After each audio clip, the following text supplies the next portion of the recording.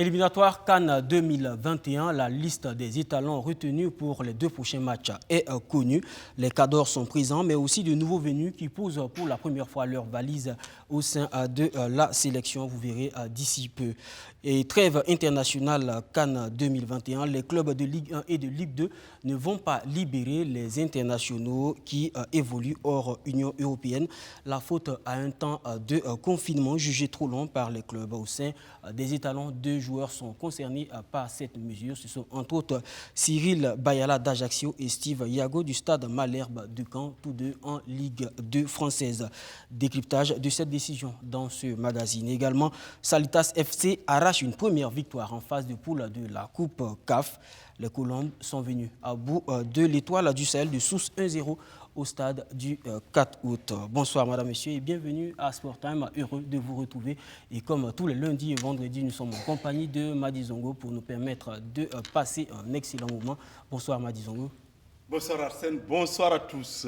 Bienvenue encore sur le plateau de Sport Time. Toujours un plaisir et surtout un devoir. Merci. Nous sommes, chers téléspectateurs, nous sommes également avec Dambélé Malik, il est président du CFA. C'est un centre de formation Centre de formation Avenir Football Club basé à Noncin. Bonsoir Monsieur Dambélé et bienvenue. Bonsoir Hassan. Merci d'avoir effectué le déplacement. La liste des étalons est connue. Kamou Malo l'a dévoilé. Le sélectionneur national a concocté une liste de 33 joueurs qui sont convoqués, dont 6 joueurs évoluant dans le championnat national, le Faso Foot. Le résumé de la conférence de presse de présentation de cette liste avec Bissogré John William Somda. Le Burkina Faso affûte ses armes à 2 journées de la fin des éliminatoires de la CAN 2021. Leader de son groupe, le 11 national, entamera cette dernière ligne droite en Ouganda le 24 mars avant de recevoir le Soudan du Sud le 29. Pour ces 2 sorties ô combien importantissimes pour la qualification, Kamou Malo, le sélectionneur des étalons, a retenu 33 joueurs. Une liste élargie à laquelle il faut ajouter les retours de Hervé Kouakou Kofi, absent depuis le début des éliminatoires, et de Patrick Malo. Pour ces 2 sorties, le sélectionneur bénéficiera de tous ses cadres. Quoi de plus logique que de prétendre à un bon résultat à Kampala? Alors, nous sommes toujours dans une certaine logique. Nous respectons notre adversaire. Et vous avez vu que c'est un adversaire, direct, j'allais dire, qui vient juste après nous, qui nous a tenus en échec ici sur nos propres installations.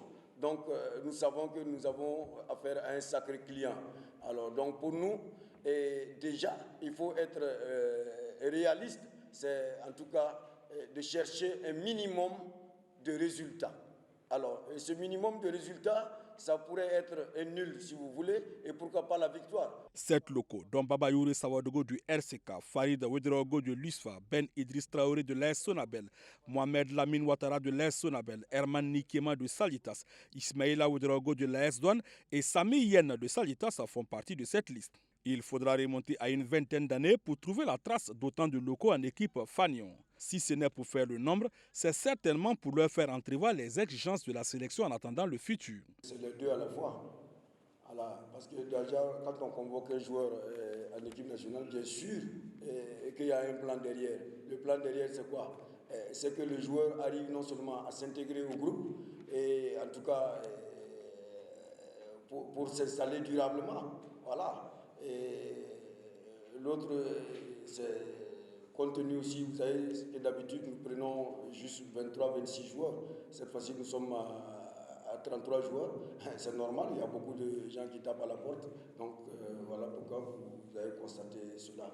Pour le reste, Kamou Malo renouvelle sa confiance à Issoufou Dayo, Edmond Tapsoba, Steve Yago, Yacouba Koulibaly et Issa Kaboré en défense. Au milieu, les cadres Charles Kaboré, Alain Traoré, Razaka Traoré, Adama Gira et Brian Dabo sont présents.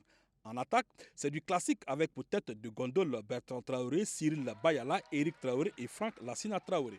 Pour le société de l'Ajax Amsterdam en difficulté actuellement, le sélectionneur justifie sa convocation. Est-ce que le fait que Franck Lassina, par exemple, après son retour, ne soit pas titulaire dans son club, ne joue pas régulièrement dans son club, et que nous convoquons, parce que nous sommes sûrs, moi je suis assis, je suis convaincu que ce garçon peut nous apporter quelque chose. Alors, est-ce que nous allons aider les autres à enterrer nos joueurs? Je ne pense pas. Alors pour moi, faire venir Franck Lassina, c'est un devoir. Plus qu'un devoir, parce que nous avons le devoir d'accompagner nos internationaux justement et à prendre de l'étoffe. Dans ce groupe, les étalons pourraient se qualifier s'ils arrachent au minimum un point en Ouganda ou si au même moment le Malawi tenait en échec le Soudan du Sud. Une qualification pas si loin que ça, d'autant plus qu'ils auront une dernière opportunité le 29 mars à Ouagadougou face au Soudan du Sud. Avant de poursuivre cette émission, nous allons permettre aux garçons de CFA de nous faire un maximum de bruit pour que nous puissions nous remettre dans le bain. C'est pas seul. Et vous tous, tous les gars, jouons dans les fermes pour la victoire. En avant,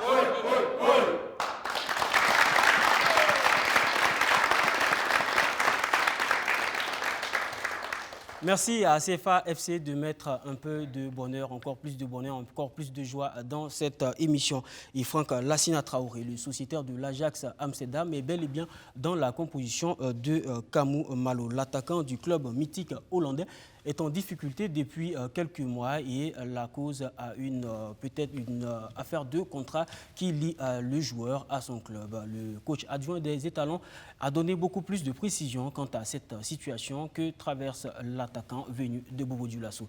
Nous allons partir tout de suite pour l'écouter.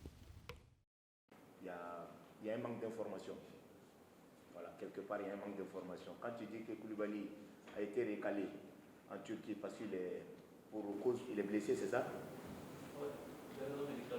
Raison médicale. Ok. Mais comment se fait-il que quelqu'un qui est régalé dans un championnat professionnel européen pour raison médicale, au bout de 3 semaines, il résigne dans un autre championnat européen professionnel? Il y a quelque chose qui ne va pas. Entre nous, il y a quelque chose qui ne va pas. Donc, en réalité, le club turc, je vais te le dire, le club turc, si Koulibaly avait fait bras de fer, le club turc devait le payer. Koulibaly ne voulait pas faire bras de fer, lui voulait qu'on le libère. Mais pour trouver une cause pour la libération, il fallait trouver la raison médicale. Voilà pourquoi il est parti libre et il allait signer en Espagne. Donc ça, c'est un problème d'information. Je reviens sur Franck Lassina. C'est vrai que depuis qu'il est parti, il n'a pas eu assez de temps de jeu. Blessure. Il revient de blessure. Deuxième chose, il est dans sa dernière année de contrat. C'est des choses que vous ne maîtrisez pas. Il est dans sa dernière année de contrat. L'Ajax veut le reprolonger. Lui, il ne veut pas.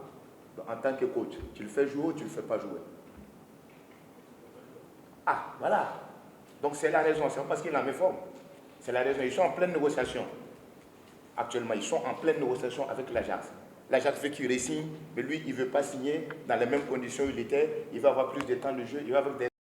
On va tout de suite permettre à Madi Zongo de pouvoir rebondir sur cette question contractuelle qui lie Franck Lassina Traoré à son club l'Ajax d'Amsterdam. Madi Zongo, est-ce que ce n'est pas une situation quand même assez dommageable pour un joueur qui est quand même en progression?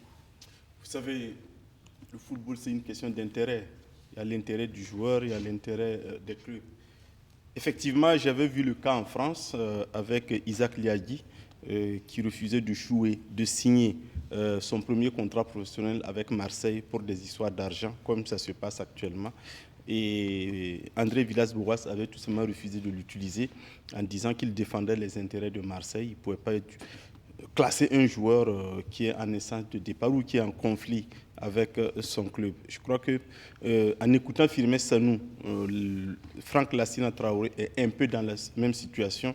Mais vous savez, tout ça, c'est tout simplement parce que le club a une solution de remplacement. Depuis que Sébastien Haller, le franco-ivoirien, est arrivé, il a une pointe qui peut jouer comme Franck Lassina. Sinon, je suis convaincu qu'il l'aurait utilisé. Mais qu'à cela ne tienne, je crois que ça ne devrait pas empêcher de le convoquer, surtout qu'il y a ces situations-là. Si vous ne l'appelez pas, ben, ça veut dire que vous souillez complètement son moral. S'il avait été en méforme et il n'était pas titulaire, bon, ça pouvait se justifier, mais comme il y a ces histoires de contrats qui sont là, je pense que sa convocation s'impose. D'accord, partira ou partira pas, on ne sait pas encore, mais on peut déjà opiner sur cette situation. Actuellement, pour un jeune joueur de son talent, de son calibre, qui évolue quand même dans un championnat assez intéressant, quel pourrait être, par exemple, un excellent point de chute pour un joueur de sa trempe pour pouvoir encore se relancer, lui qui n'est qu'au début de sa carrière? Vous savez, aujourd'hui, je crois que les joueurs aussi souvent doivent faire attention. Le Isaac Liagui dont je vous parle, depuis qu'il est à Lille, il ne joue que des bouts de match. Parce qu'il a été barré par la concurrence. L'important pour un joueur, ce n'est pas souvent de partir pour partir. Il faut partir avec parfois aussi la certitude de jouer. Oui. Un autre exemple, c'est Victor Osimhen, que Naples a acheté à près de 80 millions d'euros à Lille, en lui disant si tu viens, tu vas jouer.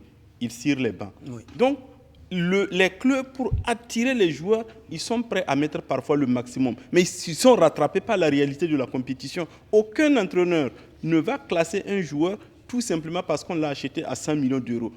Entre deux joueurs de même valeur, naturellement, on classe le joueur le plus cher, ça c'est sûr. Et Charles Caboret peut témoigner, il a souffert à Marseille pour ça parce qu'on l'avait acheté à 500 000 euros à Libourne. Et puis il y avait des joueurs, je crois, Alou Cissé, qu'ils avaient pris à 3 millions d'euros à Rennes. Donc Didier Deschamps, le choix était très facile. Mais ici, je crois que pour des jeunes joueurs qui sont en début de carrière, il faut faire attention. Si vous partez pour partir, vous êtes sûr de vous, parfois de vous griller. L'argent, évidemment, vous l'aurez dans votre compte en banque, mais sur le plan sportif, vous allez totalement perdre. Moi, je pense que Franck Lassina n'a aucun intérêt à faire un bras de fer avec un club comme l'Ajax, qui est une référence. Parce que si on dit l'Ajax a transféré un joueur, c'est déjà quelque chose de positif même pour le joueur là où il va. Mais si vous partez sous la tête, dans l'aspect d'un conflit en se disant non, moi je veux partir, parfois quand vous regardez les négociations, ce ne sont même pas les joueurs, hein, c'est l'entourage. Bon, monsieur Dembélé est dans les... Voilà, parce que je savais que pour Liagui, c'était juste pour une histoire de 50 000 euros qu'il y avait la bagarre. Et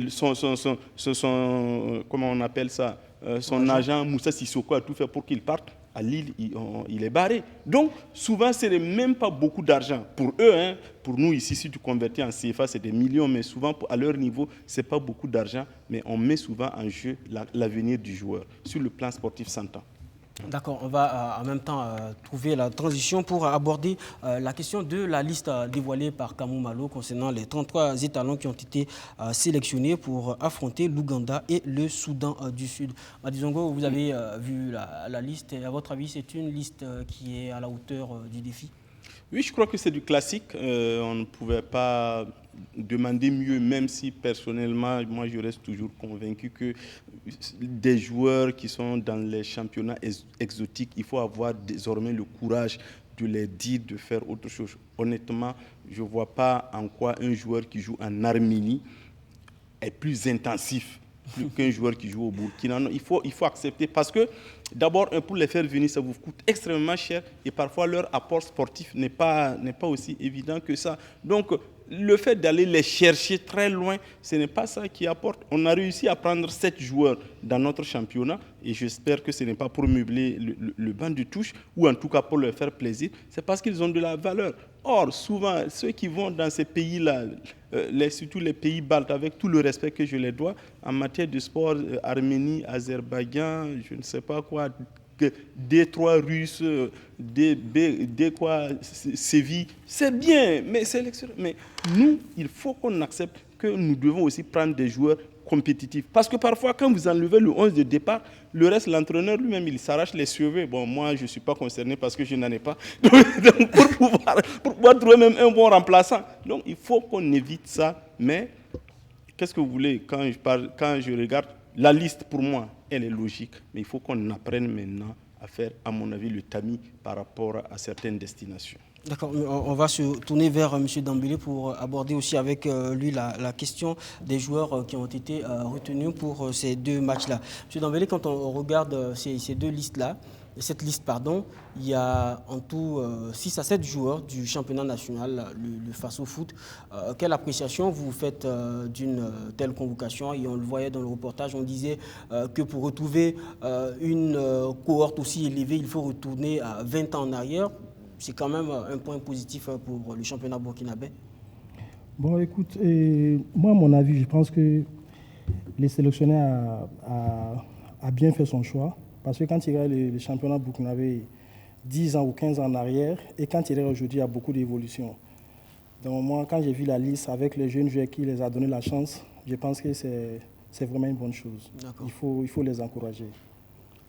On a dans cette liste le retour de certains joueurs comme Patrick Malo, qui est le fils du sélectionneur, ou également Bourema Hassan Bandé. Madi Zongo, c'est de nouvelles histoires qui vont encore s'écrire. Des gens qui étaient là, qui sont partis et qui sont revenus. Ça veut dire que Kamou Malo ne fonctionne qu'au résultat, même avec son fils. Ça devrait être comme ça. Une équipe nationale, ce n'est pas un club. La définition de l'équipe nationale, c'est la sélection des meilleurs joueurs d'une nation. Donc, et on le dit, sur le plan sportif, ce sont les joueurs en forme du moment. Un joueur qui n'est pas en forme, on le sort de la liste. S'il revient en forme et si l'entraîneur a besoin de lui, il le fait appel. Ce n'est vraiment pas rédhibitoire, ça n'a rien, à mon avis, de chauvin.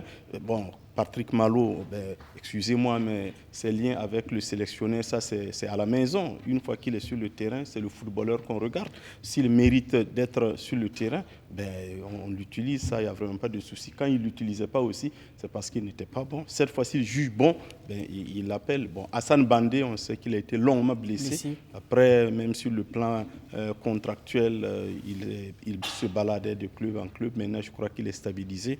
Et je pense que c'est un attaquant qui a quand même sa place dans notre 11 national. D'accord. On va à présent aborder cette question qui pourrait décimer de nombreuses équipes africaines, mais également non africaines. Les clubs de Ligue 1 et de Ligue 2 ne veulent pas libérer les internationaux évoluant hors des pays de l'Union européenne. C'est une décision prise ce 17 mars à l'unanimité par ces clubs français. C'est une première pour le championnat de l'Hexagone. En principe, les clubs n'ont pas ce droit, mais une circulaire de l'instance dirigeante du football datée du 5 février 2021 leur a donné cette possibilité.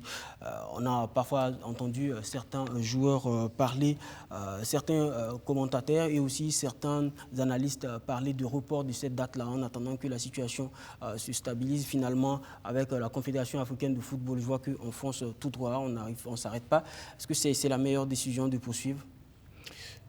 Non, mais je crois que le football ne doit pas s'arrêter à cause de ça. C'est pour ça, d'ailleurs, on dit il faut avoir des solutions de remplacement. Et ce n'est pas pour lui jeter des fleurs.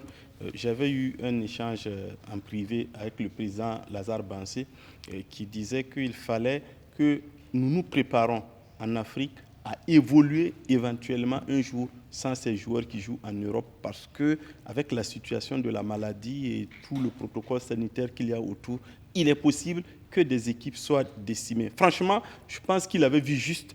Et le fait même qu'on ait 7 joueurs en sélection, je crois que c'était un peu en prévision de ce genre de situation-là. Parce qu'il avait aussi justifié aussi sa décision de nommer Kamou Malo comme sélectionneur général aussi par la volonté de pouvoir ratisser l'âge et pouvoir bien observer les joueurs qui évoluent au sein du championnat national aussi pour ce genre de situation. Oui, je crois que là, on voit qu'il a vu vraiment juste. Vous savez, cette décision des équipes de France, bon, elle est malvenue parce qu'une équipe comme le Sénégal est totalement décimée avec 12 joueurs. Ça, c'est parce qu'ils ont un gros contingent là-bas aussi. Le Burkina, je crois que c'est 2 joueurs qui sont concernés. Et bon, je pense que Cyril Bayala devrait pouvoir être libéré selon les dernières informations. Mais la FIFA, vous savez, en football, le premier rôle, si vous prenez par exemple de l'arbitre, c'est la santé des joueurs. La santé des joueurs s'entend leur santé physique et la sécurité sur le terrain. Donc, il faut qu'on soit en bonne santé pour jouer. C'est pour ça que la FIFA a tordu ses propres textes, puisque en matière de libération des joueurs, un pays qui refuse de libérer un joueur est sanctionné. Oui. Mais ici, comme on a mis la santé en avant et la FIFA même dit que la santé des joueurs est prioritaire, bon, c'est difficile de sanctionner un pays. C'est pour ça que les équipes françaises se sont engouffrées pour créer cette situation-là en disant qu'ils ne vont pas libérer les joueurs. Mais je crois que les négociations continuent et peut-être qu'au cas par cas, ça pourrait changer. Heureusement d'ailleurs que les autres n'ont pas suivi parce que, vous savez, ces pays de l'Union européenne, là, c'est parfois en vague. Hein. Quand un prend une décision, tout le monde suit. Voilà, mais je vois que jusqu'à présent, ce sont les Français qui font cavalier seul. Ben, si ça peut être ainsi, ça va arranger surtout les pays africains. Mais là où moi je trouve que c'est très bien, ça va nous apprendre à nous, Africains, que nous devons nous préparer à être indépendants. Vous voyez, la dépendance, là, ce n'est pas quand tu manges du merguez. Ce sont ce genre de situations.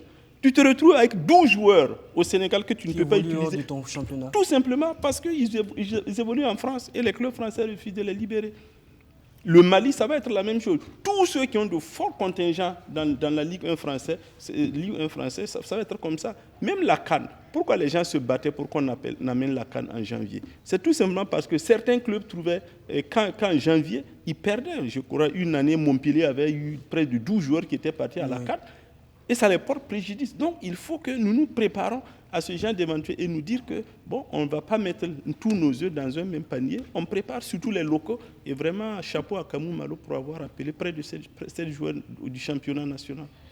D'accord. Après la défaite face aux Tunisiens de ce Sfax, le Salitas FC se relance en Coupe CAF. Les Burkinabés se sont imposés face à une autre équipe tunisienne dans l'antre du stade du 4 août. Grâce à un but sur la tête d'Olivier Boissy, les Colombes prennent 3 points avant d'aller affronter les Sénégalais de Jaraf. C'est la première victoire de Salitas en Coupe CAF et nous sommes très contents que ce soit au pays ici. Le capitaine de Salitas a bien raison de se réjouir parce que ce succès est historique pour le football burkinabé. Et ce sont les Colombes de Ouaga 2000 qui ont encore écrit cette page. En 2018, ils étaient les premiers à se qualifier pour la phase de poule d'une Coupe d'Afrique et 3 ans après, le 17 mars 2021, au stade du 4 août, ils offrent ce premier succès à la nation tout entière. Pour ce match de la deuxième journée de la poule B, le capitaine Youssouf Baro et ses camarades avaient le dos au mur après la défaite de la première journée contre CS Sfaxien le 10 mars dernier. Un faux pas et ils pouvaient dire adieu à la coupe. C'est sous la pression du résultat qu'ils entament la partie sous le sifflet de l'arbitre congolais Oved Nkunku. L'option tactique semblait être la prudence et les 22 acteurs ne montrent pas grand chose pendant les 45 premières minutes. La seconde période ne sera pas différente. Les Tunisiens choisissent visiblement de jouer pour le nul. Leur bloc est encore plus bas pour mieux protéger les buts du portier Ahmed Slimane. Salitas a le monopole du ballon. À force de subir, la défense tunisienne finit par craquer à la 78e minute. Le portier Ahmed Slimane rate sa sortie sur une balle aérienne dans la surface de réparation. L'attaquant sénégalais de Salitas, Olivier Boissy, n'avait plus qu'à pousser la balle dans la cage vide. C'est la seule et unique réalisation du match. Le représentant burkinabé arrache ses 3 premiers points de la compétition et se replace dans la course à la qualification à la grande satisfaction de son entraîneur, Ladji Koulibaly. On aurait quand même gagné ce match-là et Dieu merci, nous l'avons gagné et surtout avec la manière. Moi, je suis satisfait du comportement des éléments. Ils sont battus et nous avons eu la victoire. C'est ça qui est important pour moi. Et ça va nous galvaniser encore à continuer dans le travail. Les Arabes, en deuxième mi-temps, quand ils sont à l'extérieur, ils ne jouent pas au ballon. Ils ne jouent pas au ballon, donc il fallait les forcer la main pour pouvoir marquer. Parce que nous, on a besoin d'une victoire. Et forcément, il fallait utiliser tous les gros moyens pour avoir cette victoire. Et Dieu merci, nous avons 3 points.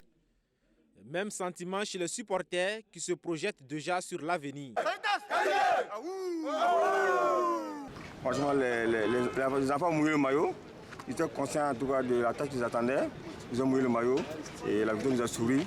3 points à prendre. En tout cas, à la suite de la compétition, je pense qu'on va toujours en tout cas galvaniser les enfants. Le dit de l'aller, le football, d'aller du moins. Le football, c'est toujours sur le terrain. Voilà, le football, c'est pas question de pays. C'est parce que c'est le Sénégal ou c'est la Tunisie que forcément il faut avoir peur. Non, pas du tout. C'est sur la surface de vérité voilà, qu'on doit prouver. Et je pense que les gars sont conscients.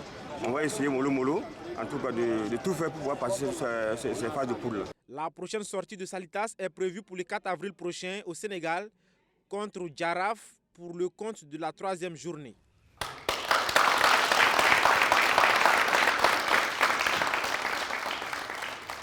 Une campagne continentale peut en cacher une autre. Nous allons à présent parler de Ligue des champions de l'UEFA. Le tirage au sort des quarts de finale a eu lieu cet après-midi. De belles oppositions en perspective, notamment Bayern de Munich, Paris Saint-Germain, qui n'est autre que le remake de la finale de la dernière édition. Nous partons tout de suite pour suivre le résumé de ce tirage au sort. Le tirage au sort de la Ligue européenne des champions s'est effectué ce vendredi au siège de l'UEFA à Nyon en Suisse. Les 8 rescapés des quarts de finale savent désormais à quelle sauce ils seront mangés. En parcourant le tableau, le choc Bayern de Munich-Paris Saint-Germain retient tout de suite l'attention. Cette confrontation est tout simplement la dernière finale de la compétition jouée à Lisbonne au Portugal. Au terme du Final 8, les Allemands étaient venus à bout des Français par le score d'1-0. L'occasion est donc donnée au coach argentin Mauricio Pochettino et ses hommes de rendre la pièce de la monnaie. Une tâche on ne peut plus ardue. Les champions d'Europe se sont aisément débarrassés de la Lazio de Rome en 8e de finale, alors que le PSG a montré certains doutes lors de la double confrontation face au FC Barcelone. Real Madrid-Liverpool rappelle aussi la finale de 2018. Les merengues étaient sortis vainqueurs par 3-1 à Kiev en Ukraine. Pour ce face-à-face, les deux équipes ne sont pas au mieux de leur forme. Les hommes de Zinedine Zidane alternent le bon et le moins bon en Liga, et ce n'est pas le succès poussif face à l'Atalanta Bergame qui va rassurer les fans. Quant aux Red Devils, ils ne sont plus le rouleau compresseur qui faisait trembler toute l'Europe. Manchester City, leader actuel de la Première Ligue, semble avoir hérité d'un adversaire à sa portée. Le Borussia Dortmund a certes le goléador norvégien Erling Haaland dans ses rangs, mais les Anglais possèdent une puissance collective qui font d'eux les favoris de cette confrontation. La dernière opposition mettra au prix Chelsea à Porto. C'est la rencontre qui semble la plus équilibrée sur le papier. Les Portugais qui ont fait tomber la Juventus de Turin, un des favoris de la compétition au tour précédent, ne se priveront pas d'ajouter les Bleus et Blancs de Londres à leur tableau de chasse. Mais attention, les Blues se portent mieux depuis l'arrivée de Thomas Tuchel sur le banc de touche à la place de Frank Lampard. Les matchs allés se joueront les 6 et 7 avril et les retours les 13 et 14 avril prochains.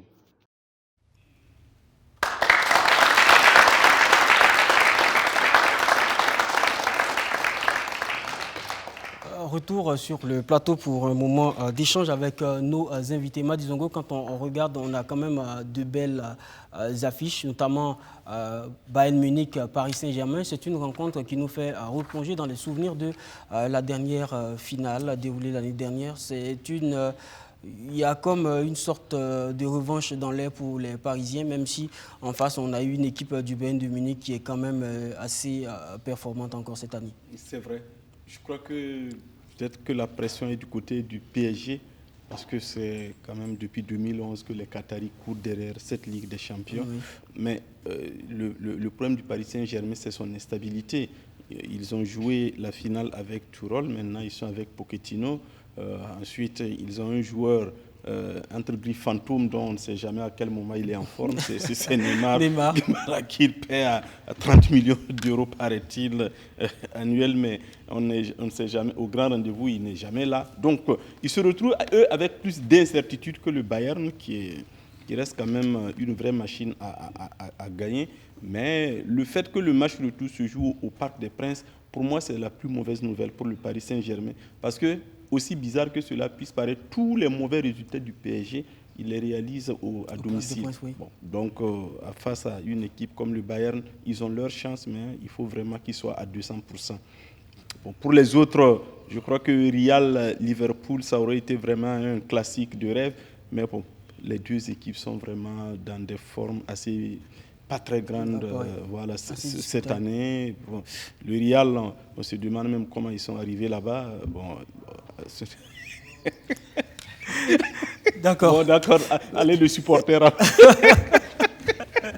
Je pense que depuis la régie, tous les techniciens sont en train de rire parce que on connaît un peu les bords de tout le monde ici. Malik Dembélé, il y a aussi une affiche qui est assez intéressante pour cette rencontre-là. Manchester City, Dortmund. C'est peut-être un moment pour les Citizens qui sont en très belle forme au niveau du championnat anglais, de pouvoir aussi passer un autre cap, eux qui n'arrivent pas véritablement à atteindre les demi-finales. Oui, vous savez, les Citizens actuellement, ils sont en pleine forme. Hein. Ils sont en pleine forme, donc je pense que c'est vraiment une chance à Guardiola de vraiment arriver loin à cette compétition, puisque tout le monde les regarde et on compte beaucoup sur nous, c'est notre équipe. D'accord. Mais bon, comme il y a tellement de petits ici, on ne peut pas trop parler. C'est le plus la régie parce que même le plateau, tout le plateau. D'accord. Je pense que ça ira.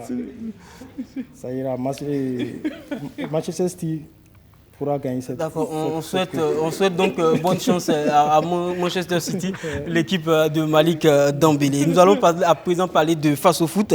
L'AS Sonabel conforte son avance au classement. Ce mercredi au stade municipal Issoufou Joseph Konombo, l'équipe est venue à bout du Rail Club du Kadiogo.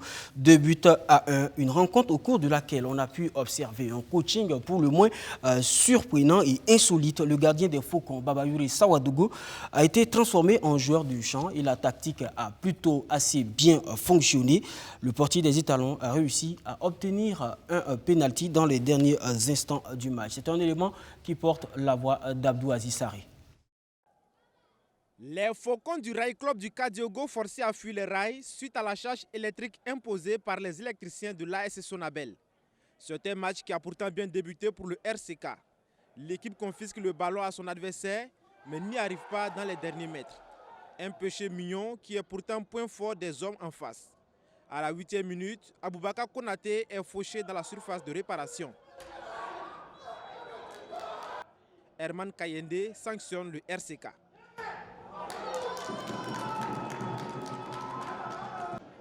À la 86e minute, c'est au tour de Hippolyte Sanitaï de s'illustrer. Le dossard 7 de l'AS Sonabel se joue de la défense des Faucons et inscrit le second but de son équipe.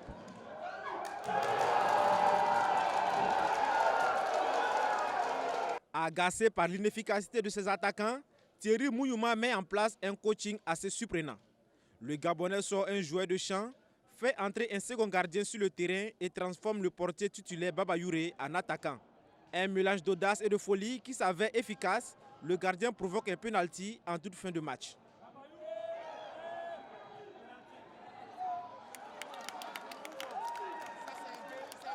Faisal Ouedraogo réduit le score. Pourquoi avoir fait ce choix? Parce que Babayour a la capacité technique d'évoluer à ce poste. Depuis que je suis là, nous faisons les matchs amicaux.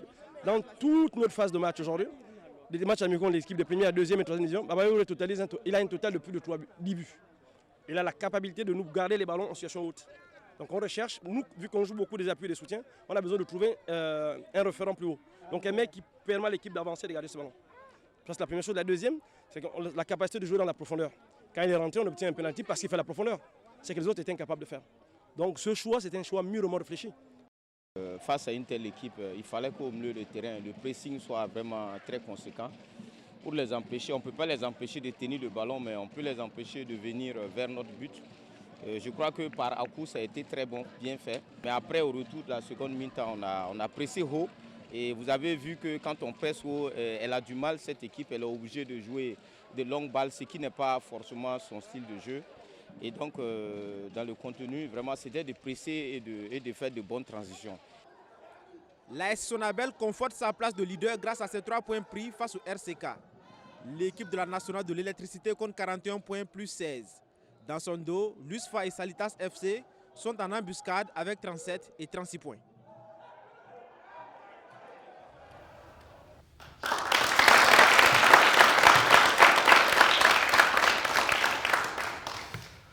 Un gardien de but qui est transformé en joueur de champ, c'est assez insolite, hein, peu importe le championnat. Madi Zongo, vous qui avez quand même pendant assez longtemps observé le face au foot, de mémoire de dévancier, est-ce que vous avez déjà rencontré un tel coaching dans le championnat? Non, ce n'est pas courant, parce que généralement, bon, vous voyez lui-même, il l'a fait dans la contrainte tactique, il avait besoin d'un joueur qui puisse lui garder le ballon comme il a dit. Bon, les autres ne le faisaient pas parce que sans doute ils décrochaient. Mais ce n'est pas quelque chose, c'est permis par le règlement parce que le gardien de but est un joueur comme les autres. Tant qu'il n'est pas gardien de but, il peut être remplacé comme il l'a fait là et faire le jeu. Mais c'est l'audace qu'il a eu. Et là, je crois que ça s'explique. Ce n'est pas courant. C'est peut-être une fois tous les 200 000 matchs. Mais bon, il faut que ça arrive un jour. D'accord, c'est un très beau coaching quand même parce que ça a permis d'obtenir un penalty qui a quand même permis de réduire le score. On peut passer un micro à M. Jean-Paul Saint-Pouré, alias Coach Ouéa, qui est coach de CFA. S'il a un micro, c'est bon? D'accord. Jean-Paul Simporé, vous avez suivi le résumé du match. Vous avez vu un gardien qu'on a transformé en joueur de champ, en attaquant. Est-ce que vous, en tant que coach, vous avez l'habitude de faire ce genre de changement avec vos gamins? Ok. En matière de formation, tous les enfants peuvent jouer et puis être gardien de but. Voilà. En devenant grand, ils peuvent jouer aussi. Nous-mêmes, on a le cas. En temps, il y a eu une année là, nos gardiens étaient blessés. On était obligé de transformer un joueur en gardien de but. Pour cela, ça ne m'étonne pas. D'accord. Et quand vous avez fait ça, est-ce que ça a porté ses fruits? Est-ce que le résultat était concluant? Oui, actuellement même, c'est le numéro 1 du centre. D'accord. Ok, merci. Nous allons continuer avec cette page face au foot. Le minimum syndical pour l'étoile filante de Ouagadougou face à l'Union sportive de Ouagadougou, USO.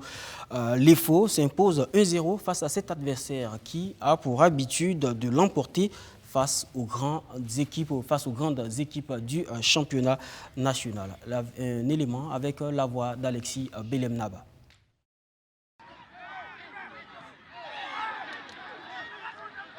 L'étoile filante de Ouagadougou s'offre une 3e victoire d'affilée. La reine des stades met au pas l'Union sportive de Ouagadougou, le tombeur des grains. Dès l'entame du match, les occasions n'ont pas manqué de part et d'autre, mais ne sont pas concrétisées. À la 46e minute, Joseph Debé ouvre le score. 1-0, ce score reste inchangé jusqu'à la fin du match. Une victoire qui satisfait Gaston Bakala. Vraiment une bonne victoire à prendre parce qu'on a mal démarré cette reprise, 2 défaites d'affilée. Je pense que se ressaisir avec 2 victoires aussi d'affilée, ça donne vraiment du courage et ça nous permet de continuer avec ce dynamisme-là et savoir gérer les autres matchs à venir. On est conscient que la seconde phase du championnat ne sera pas facile. C'est des points à glaner comme ça tout doucement, même si c'est dur dans le contenu, ça sera comme ça tout doucement et arriver à l'objectif fixé. Cette défaite, Moussa Ouedraogo dit Morino la digère difficilement. Je pense qu'il y a des jours sans, il y a des jours où la chance est dans notre camp. Il y a des jours aussi, si l'arbitre est de votre côté, il vous aide à faire un match. Je pense que je n'ai rien à dire. Je dis bravo à ces jeunes. Et on est venu avec malgré un effectif décimé. On a pu tenir. Et je pense que le meilleur reste à venir. Après 2 avertissements, Abdoulaye Zongo écope d'un carton rouge. Ce match de la 21e journée s'est joué sous tension. Gaston Bakala s'y attendait et s'était bien préparé. La position des 2 équipes dans le classement, il est évident que nous, on va passer devant cette équipe si on les gagne. Il est évident que cette équipe aussi nous gagne, elle va s'éloigner un peu de nous. Donc, ce match-là, on savait que ça allait être un match avec tension. On s'est préparé pour ça, mais l'essentiel, c'était de rester dans le contenu, rester solide dans la tête et ne pas craquer. Mais finalement, on a pris un 2e carton jaune qui nous a coûté un carton rouge. Bon, on va faire avec et puis travailler pour la suite. Avec cette victoire, l'étoile filante de Ouagadougou est dans une bonne dynamique. Par contre, Morino et ses poulains sont dans une mauvaise posture.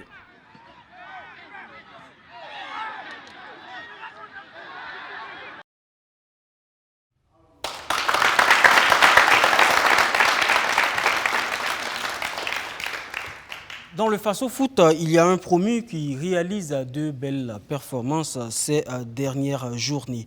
Et c'est bien Royal FC qui est très solide face aux grandes équipes, surtout après avoir battu Salitas par 2-0 il y a quelques jours. Les Boboulins ont encore réussi l'exploit de mettre hors de la touche un autre grand de ce championnat. Et ce n'est autre que l'USFA, l'Union sportive des forces armées, qui est un sérieux prétendant au titre.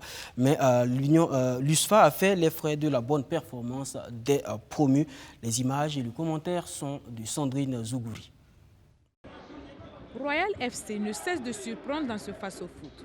Après sa large victoire sur Salitas, c'est aux militaires de subir la punition royale. Très technique et surtout réactif, les joueurs de Royal qui reviennent de loin imposent le respect face aux militaires. Même avec les quelques actions dangereuses de l'USFA, les hommes de Aboubakar Koulibaly sont imperturbables.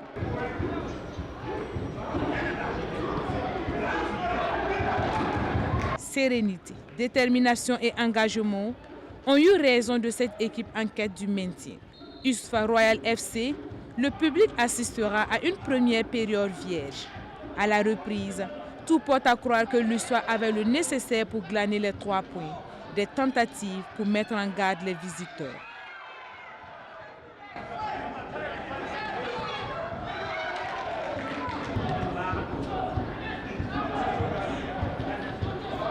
Parti favori, mais malheureusement, les militaires n'ont pas pu bien analyser ni détecter le piège dans cette confrontation.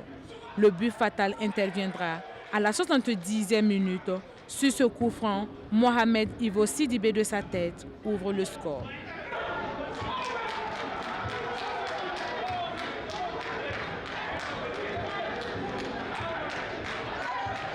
« 1-0, le Royal FC va conserver son bijou en renforçant surtout la défense. Avec cette victoire, Royal FC totalise 2 victoires et 1 match nul. L'équipe est en train de retrouver ses marques depuis l'arrivée de Aboubakar Koulibaly. Bon, je dis qu'il n'y a pas de secret, seulement c'est le travail. Parce qu'en matière du sport, seul le travail paye. Parce qu'en réalité, quand je suis arrivé, j'ai trouvé que ça n'allait pas dans le groupe. Et on les a parlé et ils ont accepté de travailler. C'est pas moi, hein. Les jeunes ont accepté et les dirigeants aussi ont cru pour être là aujourd'hui. Comme vous l'avez si bien dit, on est toujours en quête de points. Et Dieu merci, on a eu les 3 points aujourd'hui. Tombé face à Royal FC, l'entraîneur de USWA pointe du doigt le manque de réalisme chez ses poulains. La finition, le dernier geste pour mettre la balle au but. Vous avez vu, on a pu dérouler correctement notre jeu, que ce soit en première période. Même si on est rentré difficilement dans le match, en deuxième période, on a pu développer correctement notre jeu. On a eu pratiquement les meilleures occasions. Maintenant, la lucidité pour faire le geste, le dernier geste pour mettre la balle dans les filets, c'est ça qui nous a manqué ce soir. Et c'est un championnat, ça peut arriver. Ça peut arriver, il y a des jours comme ça. Et je pense que nous allons mettre ça à l'actif d'impasse et revenir très prochainement. L'Union sportive des forces armées qui rate cette sortie doit revoir coûte que coûte ses finitions pour ne pas laisser filer les points là où il ne faut pas. En attendant, Royal FC continue son bonhomme de chemin avec ses victoires.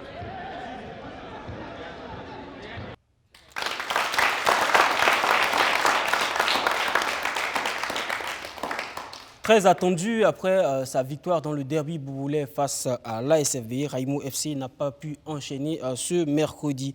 Les académiciens de Bama se sont inclinés face à l'ASFA Yenenga. Tout de suite, avec Kader Kondé, surtout Justin Dabiré, nous allons au cœur des temps forts de cette rencontre. Tombeur de l'ASFB dimanche, le Raimo FC voulait enchaîner une deuxième victoire d'affilée mercredi face à l'ASFA Yenenga. Ils sont donc les premiers à se lancer à l'offensive, mais le portier des veilles hors de la capitale veille au grain. La vieille dame réagit mais trouve également sur son chemin le portier de Raimo Moussa Traoré. Au retour des vestiaires, les 22 acteurs haussent le niveau de jeu et multiplient les occasions de but. Si la formation de Jeff Alengané prend le temps de bien construire ses actions, les visiteurs de l'ASPA bien en place procèdent par des attaques rapides et se procurent les meilleures occasions de but. Très entreprenant depuis le début du match, Ousmane Diané choisit les derniers instants de la rencontre pour changer le cours d'un match qui était jusque-là indécis. D'une action solitaire, l'ancien pensionnaire du centre de formation Ouagaoui Drago de Bama punit son ancien club et offre une victoire importante à son équipe. Depuis le début de la saison, on prend des buts vers les derniers instants du match. Voilà, on a manqué de concentration. Voilà, on avait un ex-pensionnaire qui avait envie. Voilà, quand vous regardez tous les 90 minutes, il a couru partout. À la fin, il est récompensé par un but. Voilà, même si c'est un autogol. Voilà, c'est cet état d'esprit qu'on veut. Voilà. C'est des joueurs comme ça on voulait, voilà, pour qu'ils puissent vraiment se battre pour son équipe. Voilà, il a couru pendant toute la partie, voilà, Diané, toute la partie à la fin, à la 90e minute, il marque un but à la 90e minute. Je pense que c'est cet état d'esprit qu'on veut dans notre équipe. Voilà, on veut vraiment des joueurs qui vont vraiment mouiller le maillot pour notre équipe. On est en train de rechercher, on est en train de chercher. Je pense que ce soir, voilà, en première période, on n'a pas été bon. Voilà, mais en seconde période, on a créé beaucoup d'occasions. Et à la fin, on s'est fait battre par l'ASFA Yenenga. On a parlé avec les joueurs, on a parlé avec les dirigeants. Et je pense que les joueurs sont conscients de notre position. Et en fonction de ça, ils travaillent dur à l'entraînement et ils ont pris conscience de beaucoup de choses. Même leur attitude avant, après les entraînements, vraiment beaucoup de choses ont changé. Donc on espère vraiment avoir la tête froide avant d'arriver et avant les autres matchs. Les joueurs et moi, nous savons qu'une telle équipe comme ça, qu'elle descende en deuxième division, une équipe qui n'est jamais descendue en deuxième division, vraiment il faut se battre pour qu'elle puisse remonter, pour qu'elle puisse se stabiliser. vraiment, on va tout faire pour la stabiliser. Belle opération pour les jaunes et or de l'ASFA Niénega qui obtiennent 3 précieux points à l'extérieur et se replacent dans la course au maintien. Raimo, quant à lui, en manque d'efficacité offensive depuis la reprise du championnat, enregistre une nouvelle contre-performance à domicile.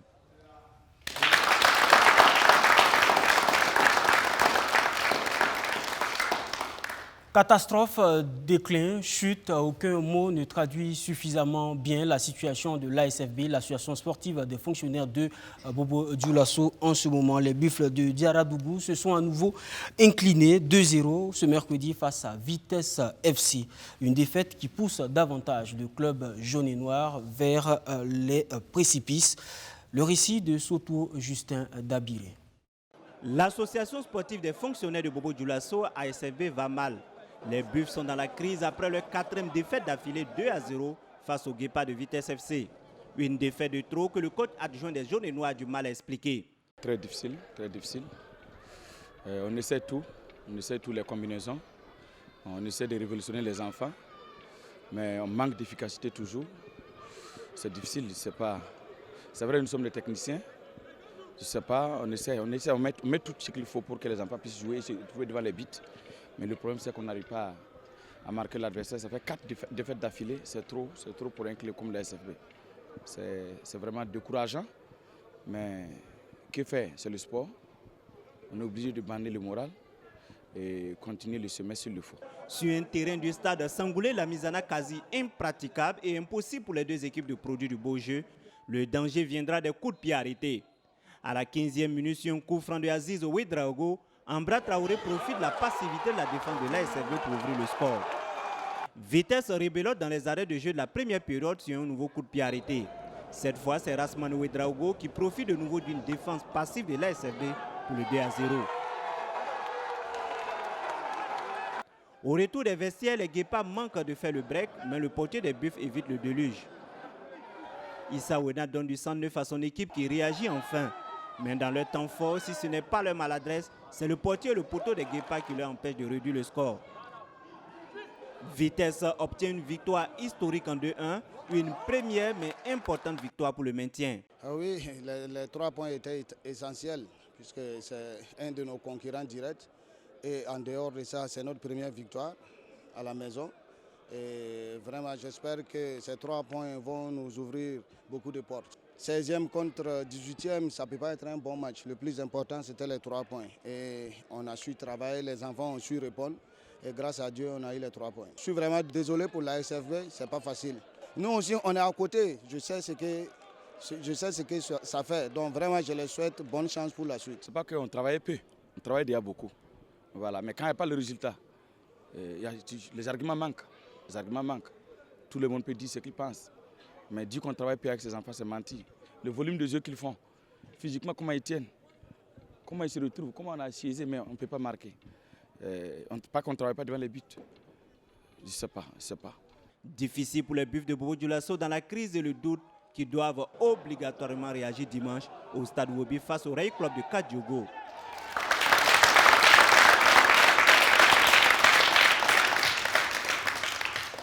Une situation de doute dans laquelle se trouve actuellement l'association sportive des fonctionnaires de Bobo Dioulasso. On va permettre à Madi Zongo de réagir très rapidement sur cette situation de l'ASFB. Madi Zongo, comment on est tous unanimes, il faut sauver l'ASFB, mais comment sauver cette équipe? On a un coach qui vient de démissionner, des joueurs qui ne sont pas au meilleur de leur forme, si on peut le dire. Comment on fait avec une équipe pareille? Parce que de partout, ça ne va pas. Parce que j'ai peur de dire que l'ASFB, c'est extrêmement compliqué parce qu'on a l'impression même qu'ils sont atteints au moral quand vous écoutez l'entraîneur Wena.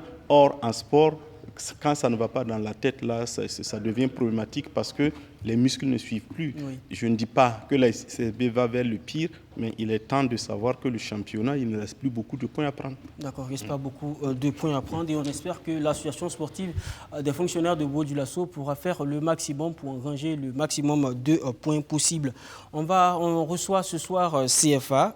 On va discuter un peu avec le président de l'équipe, Dambélé Malik. Monsieur Dambélé, vous êtes sur notre plateau pour un peu également parler de votre équipe. Est-ce que vous pouvez nous faire un peu l'historique de votre équipe? Comment vous avez d'abord lancé ce centre de formation-là? Ok, bonsoir ici encore. Merci. Et premièrement, je remercie vraiment la chaîne Madi Zongo pour nous donner cette occasion à présenter nos petits. Okay. Parce qu'ici au Burkina, au fait, les gens refusent de former, les gens ne forment pas. Oui. Et nous, on a jusqu'à 4 catégories. On a les plus petits jusqu'aux plus grands. Alors, avec les 2 coachs, on se concentre beaucoup, on travaille beaucoup pour l'évolution des enfants. Et le centre existe avant moi. Et moi, j'ai fait la connaissance du centre parce que j'étais venu ici et j'ai organisé un tournoi où les enfants ont participé. Vu les jeux, ça m'a donné vraiment l'amour et je les ai approchés. Et j'ai causé avec les 2 coachs. Et depuis ce jeu, je suis devenu le président du centre. Okay. Et les enfants sont bien. On existe à Noncin. Et avec le travail, je pense que ça ira. On veut vraiment les voir un jour en train de jouer dans l'équipe nationale, pourquoi pas. Donc je pense qu'on a besoin des bénédictions et l'encouragement pour faire avancer les enfants. D'accord, mais ça c'est sûrement les objectifs un peu à long terme, mais à court terme c'est quoi?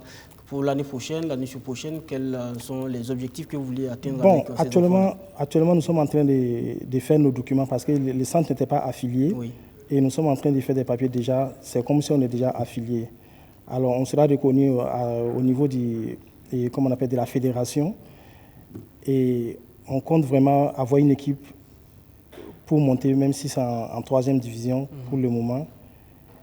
Et nous sommes en train de préparer les enfants aussi pour les faire partir au niveau de l'Europe. Parce que nous sommes en contact avec un centre de formation, TNGS, qui se trouve en Espagne.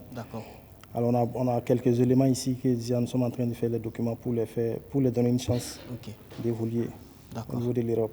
Merci à Malik Dambélé, merci aux garçons de CFA, merci également au coach Jean-Paul Simporé alias Wea, merci également à Madi Zongo, merci également à tous les techniciens qui ont travaillé sur cette émission. Madame, Monsieur, c'est tout pour cette émission. Nous avons été heureux d'être en votre compagnie. N'oubliez surtout pas, c'est tous les lundis et vendredis sur BF1 à partir de 21h. Ramenez du monde pour nous suivre. C'est sur BF1, la chaîne au cœur de nos défis. Sport Time plus qu'une émission, c'est un culte. Merci de nous avoir suivis et bonsoir chez vous.